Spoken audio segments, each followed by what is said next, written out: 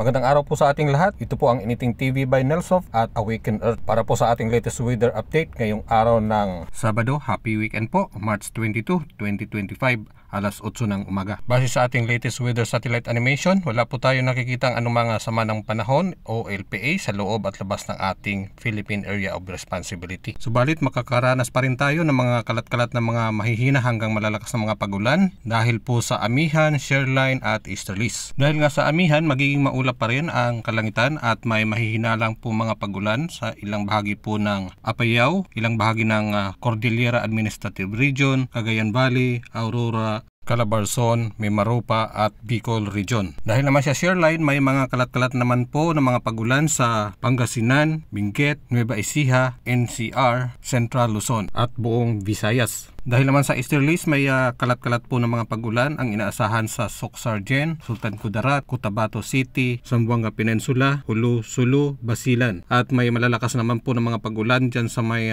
Batarasa at Balabac ng Palawan. Maganda naman po ang panahon, bahagyang maulap hanggang maulap po ang kalangitan sa malaking bahagi po ng Mindanao. Sa Lunes, asahan po natin na maganda na po ang panahon hanggang sa weekend.